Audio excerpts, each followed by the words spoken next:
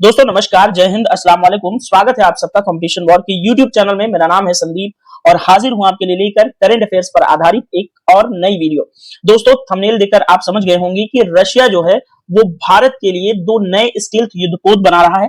इसी के संबंध में आपसे विस्तार पूर्वक आज मैं चर्चा करूंगा।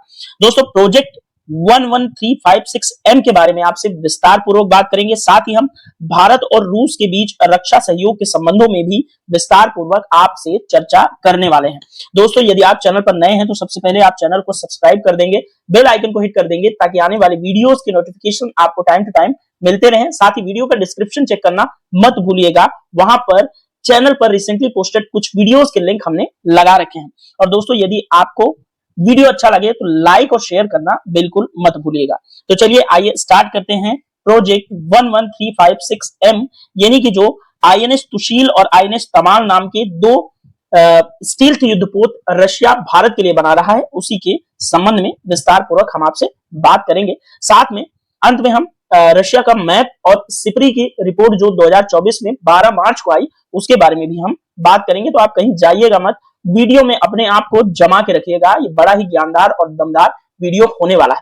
देखिए अस्सलाम वालेकुम आज इसलिए मैंने बोला क्योंकि आजकल मेरे वीडियोस इंटरनेशनल लेवल पर लोग देखने लगे हैं। मेरे viewer Pakistan, Nepal, Saudi Arabia और यूनाइटेड स्टेट ऑफ अमेरिका से भी हैं, इसलिए आप सभी का अभिनंदन और इस्तकबाल करना आवश्यक है। तो आइए वीडियो को शुरू करते हैं इतने बड़े इंट्रो के बाद।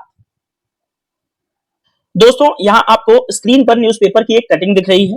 इस कटिंग में ऊपर जो हेडिंग है उसमें लिखा हुआ है कि रूस में तैयार हो रहे हैं भारत के दो युद्धपोत आईएनएस तुशील और आईएनएस तमाल। इनका दो नाम है। आईएनएस हम इसलिए लगा रहे हैं कि जब कोई इंडिया का नेवल शिप होता है तो उसके आगे हम आईएनएस इसलिए लगाते हैं। आई से इंडिया, इंडियन, आई से इंडियन, एन से नेवल, नेवल और एस से एसएचआईपी शिप।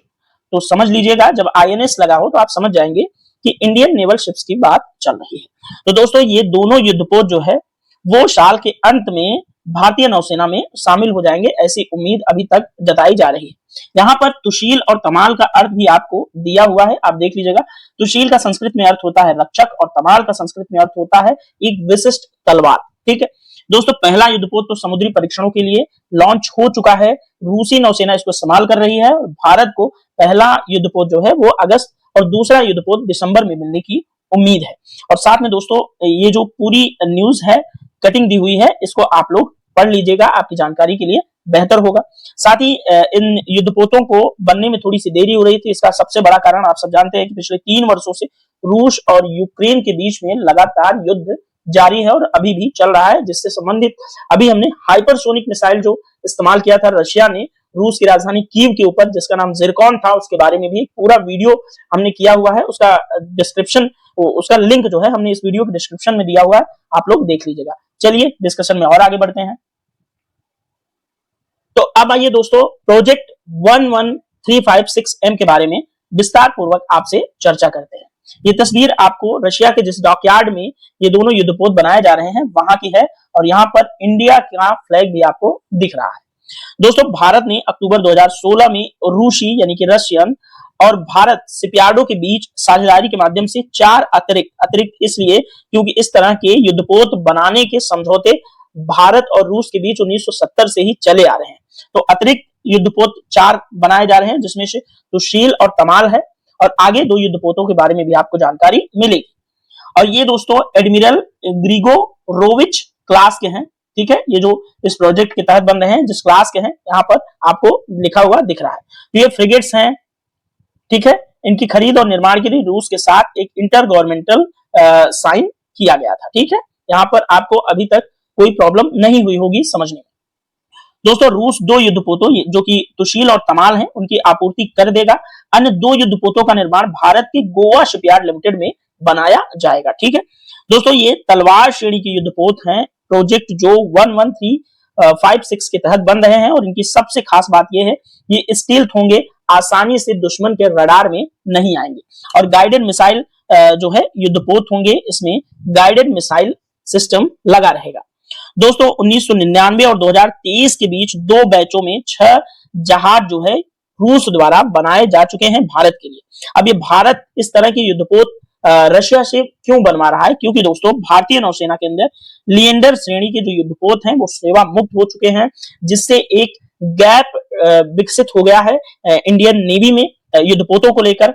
इसलिए इस तरह के युद्धपोत बनाए जा रहे हैं। साथ ही भारत प्रोजेक्ट 17B के तहत युद्धपोत खुद से बना रहा है। जब तक प्रोजेक्ट 17B के तहत युद्धपोत बनेंगे तब तक ये जो 11356M श्रेणी के युद्धपोत हैं वो भारत की नौसेना की शान बढ़ाते रहेंगे। ठीक है दोस्तों, तो याद रखिएगा प्रोजेक्ट 17B के तहत भारत अपने खुद के भी युद्धपोत बना रहा है।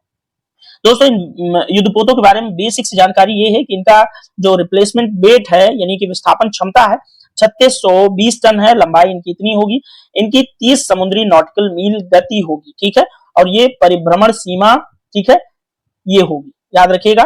कुछ लोगों को हिंदी समझने में प्रॉब्लम हुई होगी तो आप लोग बहुत ज्यादा घबराइएगा मत, चीजें बहुत डिटेल में और बहुत ओपनली बड़ी आसान भाषा में मैं इसीलिए समझा रहा हूं ताकि सभी मेरे जो भी व्यूअर्स हैं सभी को समझ में आए।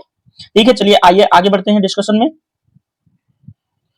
दोस्तों इस प्रोजेक्ट के तहत जो रूस भारत के लिए युद्धपोत बना रहा है उसमें भारत की युद्धपोत आईएनएस सुशील को हाल ही में रूस ने बाल्टिक नौसैनिक अड्डे में इसका समुद्री जो ट्रायल होता है सी ट्रायल शुरू कर दिया है। यहां पर आपको तस्वीर में दिख रहा है। दोस्तों रूस में भारतीय नौसेना के 2 युद्धपोत तैयार किए जा रहे हैं। माना जा रहा है कि साल के अंत तक, यही आईएनएस सुशील और तमाल के बारे में बात कर रहे हैं, ये साल के अंत तक नौसैनिक बेड़े में भारत के शामिल हो जाएंगे। ये कुछ अतिरिक्त जानकारी, एक्स्ट्रा नॉलेज मैं आपको दे रहा हूं। इन युद्धपोतों को रूस द्वारा दोस्तों अब तक भारत को सौंपा जाना था, लेकिन क्या हो रहा है कि रूस और यूक्रेन के बीच में युद्ध चल रहा है, इस कारण इस प्रोजेक्ट में थोड़ी सी लेट हो रहा है। ठीक है दोस्तों, भारत को पहला युद्धपोत इस साल के अगस्त महीने में, दूसरा दिसंबर मिलेगा। ये मैंने पहले ही बता दिया था किस वजह से लेट हो रही है ये भी। और भारत के अधिकारी रूस में इन जो है युद्धपोतों की डेवलपमेंट देखने के लिए भी गए थे। और देरी क्यों हो रही? क्योंकि दोस्तों इन युद्धपोतों के जो इंजन थे वो यूक्रेन द्वारा मंगाए जाने थे, मतलब रशिया यूक्रेन से मंगाता, लेकिन अब चूंकि युद्ध चल रहा है इसलिए थोड़ा सा इन सब चीजों में डिले हो रहा है। ठीक है, चलिए थोड़ा सा और आगे बढ़ते हैं डिस्कशन के अंदर। दोस्तों अभी तक हमने इन युद्धपोतों यानी कि वारशिप्स के बारे में जो रिसेंट डेवलपमेंट थी वो समझ लिया। अब आइए थोड़ा सा कुछ ट्रेडिशनल नॉलेज की बात करते हैं और बात करेंगे कि भारत और रूस के रक्षा सहयोग कब से प्रारंभ होते हैं और किन किन क्षेत्रों में या किन किन डिफेंस के क्षेत्र में जो हथियार हैं उनको लेकर के भारत और रूस के बीच साझेदारी चल रही है। तो दोस्तों भारत और रूस के बीच रक्षा सहयोगों पर विस्तार पूर्वक बात करेंगे। वैश्विक स्तर पर दोस्तों अन्य देशों की तुलना में रूस के साथ भारत के संबंध करीबी और बेहद मजबूत रहे हैं। भारत और रूस ऐतिहासिक रूप से रक्षा, व्यापार, ऊर्जा, अंतरिक्ष यानी कि defence, trade, energy and space के क्षेत्रों में एक दूसरे से जुड़े हुए हैं। ठीक है, विभिन्न क्षेत्रों में सहयोग कर रहे हैं, ध्यान रखिएगा। और दोस्तों साथ ही दोनों देश नियमित रूप से ट्राई सर्विस एक अभ्यास करते हैं, एक्सरसाइज करते हैं, जिसका नाम होता है इंदिरा। ठीक है, इंदिरा नाम की एक जो है डिफेंस एक्सरसाइज भारत और रशिया के बीच होती रहती है। दोस्तों भारतीय नौसेना की जो पहली पनडुब्बी थी जिसका नाम था फॉक्सट्रॉट क्लास, ये भी रूस से ही ली गई थी, तो ध्यान रखिएगा इंपॉर्टेंट चीज होगी। भारत ने पहली पनडुब्बी भी रूस से ही ली थी, क्योंकि दोस्तों रूस के ऊपर भारत बहुत ज्यादा डिफेंस क्षेत्र में जो है वो विश्वास जताता है। भारत दोस्तों अपने परमाणु पनडुब्बी कार्यक्रम के लिए भी रूस पर ही निर्भर है। भारत द्वारा संचालित एकमात्र जो विमान वाहक पोत था आईएनएस विक्रमादित्य, वो दोस्तों रूसी मूल का ही है, लेकिन अभी भारत के पास 2 जो है एयरक्राफ्ट कैरियर हो चुके हैं। पहला आईएनएस विक्रमादित्य, दूसरा आईएनएस विक्रांत। ठीक है, विक्रांत, आप सबने विक्रांत के बारे में काफी कुछ देखा, पढ़ा और सुना होगा। दोस्तों भारत द्वारा संचालित 14 पारंपरिक पनडुब्बियों में से जो है 9 पनडुब्बी रूस की ही हैं जो भारत द्वारा संचालित की जा रही है। यानी कि भारत जो ट्रेडिशनल पनडुब्बियां यूज करता है, कन्वेंशनल पनडुब्बियां यूज करता है, उसमें से 9 पनडुब्बी, जो कि 14 भारत अभी ट्रेडिशनल यूज कर रहा है कन्वेंशनल पनडुब्बी, उसमें से 9 इन रशिया की ही हैं। ठीक है, ध्यान रखिएगा। चलिए आगे बढ़ेंगे। दोस्तों अब थोड़ा सा हम ये समझेंगे कि भारत और रूस के बीच संयुक्त सैन्य कार्यक्रम कौन कौन से चल रहे हैं, यानी कि भारत और रशिया मिल करके कौन कौन से रक्षा क्षेत्र में, डिफेंस के क्षेत्र में जो हथियार है, वेपन्स है, वो बना रहे हैं, किन किन क्षेत्रों में वो ऑपरेट कर रहे हैं। दोस्तों ब्रह्मोस क्रूज मिसाइल का आपने नाम सुना होगा। ये दुनिया की सबसे फास्टेस्ट मिसाइल क्लेम की जाती है, दुनिया की सबसे तेज गति से चलने वाली मिसाइल जो है कंसीडर की जाती है। पूरी दुनिया के लोग इसको जानते हैं। इसको भारत और रूस संयुक्त रूप से मिलकर बना रहे हैं। मॉस्को की मस्कोवा नदी और इंडिया की ब्रह्मपुत्रा नदी के नामों को मिलाकर के इस नाम को ब्रह्मोस नाम दिया गया है इस मिसाइल को। और दोस्तों 5वीं पीढ़ी के लड़ाकू विमान कार्यक्रम में भी भारत रूस सहयोग कर रहे थे, लेकिन अब भारत 5वीं पीढ़ी के लड़ाकू विमान जो कि एमका है वो खुद से बनाएगा। और एमका पर भी मैंने एक विस्तार पूर्वक काफी अच्छा वीडियो किया हुआ है, जिसमें अभी तक 3.12K के आसपास व्यूज आ चुके हैं। उसका भी लिंक डिस्क्रिप्शन में दिया हुआ है, आप लोग देख लीजिएगा। साथ ही दोस्तों सुखोई 30 MKI जो कि बैकबोन माना जाता है इंडियन एयरफोर्स की, आप सब जानते हैं इस एयरक्राफ्ट पर इंडिया कितना नाज करता है। ये भी रशिया द्वारा ही भारत को दिया गया है। मिग 29K नाम का जो कि एक नेवल वर्जन है एयरक्राफ्ट का, उसको भी रूस ने ही भारत को प्रोवाइड कराया, आप सब जानते हैं। IL-17 या इल्यूजन H, इसके बारे में कौन नहीं जानता है। ये एक ट्रांसपोर्ट विमान है IL-17, ये भी रशिया का ही है, भारत यूज करता है। दोस्तों KA-2260 twin engine utility helicopter यानी कि कामोव हेलीकॉप्टर जो है वो भी रशिया का ही है। यहां पर दिख रहा है जो कि इंडिया की नेवी में एयरक्राफ्ट कैरियर के साथ इस्तेमाल किया जाता है। और जो भी युद्धपोत होते हैं जो हेलीकॉप्टर को उतारने की क्षमता रखते हैं, उसमें भी इस तरह के युद्धपोत जो हेलीकॉप्टर हैं कामोव रशिया द्वारा लिया गया, वो भी यूज किया जाता है। साथ ही दोस्तों अगर थोड़ा सा हम हिस्ट्री की बात करें कि हिस्ट्री रशिया और इंडिया के संबंध कब के हैं, तो आज के नहीं है, ध्यान रखिएगा, बहुत ज्यादा पुराने हैं। रूसी व्यापारी निकितन का नाम आप लोगों ने सुना होगा। इन्होंने ये उत्तरी मॉस्को के शहर से भारत में आए थे कब? 1469 में, ठीक है, 1469 ईस्वी में भारत में ये आए थे निकितन, ठीक है, जिसने दोस्तों सबसे पहले हमारे संबंधों को यानी कि इंडिया रशिया के जो रिलेशनशिप है उसको तरजीह दी थी। और लगभग 3 दशक तक महाराष्ट्र में अलीबाग के पास उतरा रहे। और ये कहां उतरे थे? जहां वास्को डी गामा उतरा था, कलिकट, सॉरी ये जो है जहां कलिकट से वास्को डी गामा आया था यहाँ महाराष्ट्र के अलीबाग में, तो ये निकितन भी अलीबाग आए हुए थे।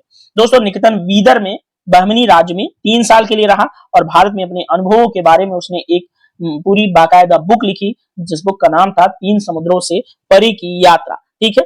ये रूस में इस बुक से काफी ज्यादा दिलचस्पी देखी गई। तो दोस्तों इस जो हमारा आज का टॉपिक था उस टॉपिक को हम क्लियर कर चुके हैं।